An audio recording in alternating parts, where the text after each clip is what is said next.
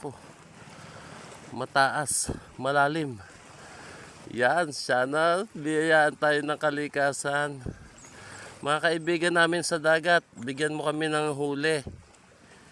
Ito naman pangkasiyahan lang naman namin itong pangingisda na to eh.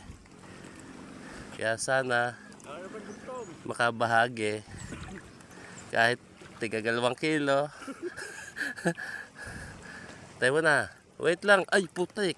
Na, madaming bato ang ilalim. Eto na, andito na ako.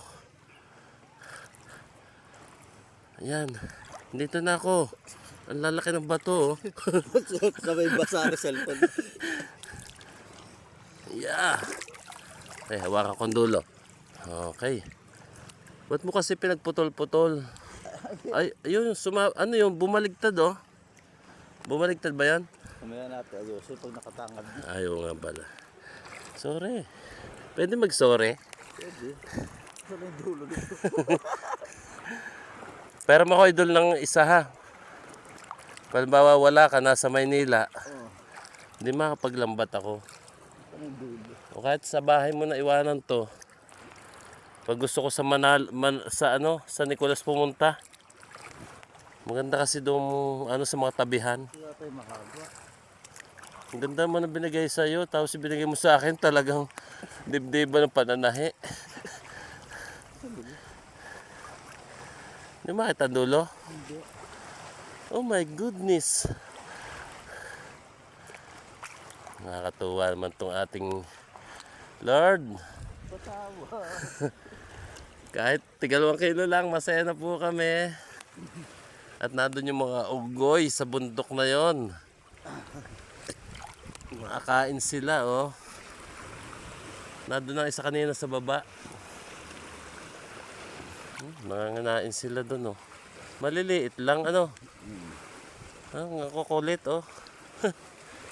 Nakukulit sila oh. Maliliit. Makahuli na kaya ng maliit ng unggoy, maalagaan. Masyado na malaki yung unggoy kung ano ngayon eh.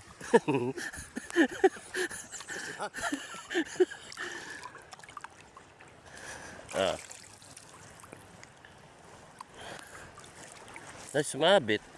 Baligtad brother. Tayo mo na. Ayusin ko lang.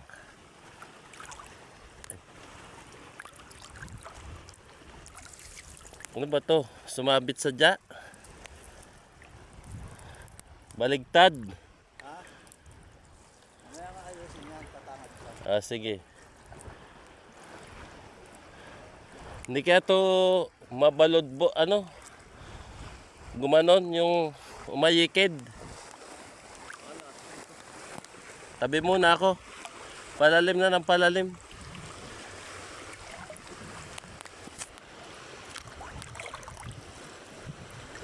Ako muna itatabi at talagang palubog na ako ng palubog maabot ang cellphone ko ng tubig. Pagkagising mo sa umaga'y maririnig mga ibon umaawit. Ang himig na inaawit nila ay kay tamis at ikaw ay maaakit. La la la la la la la la la. Gumaganda ang ating paligid. Dito po ako sa tabi. At ako'y sashot muna. Mamaya sa kuweba na ulit kami. Ay ko.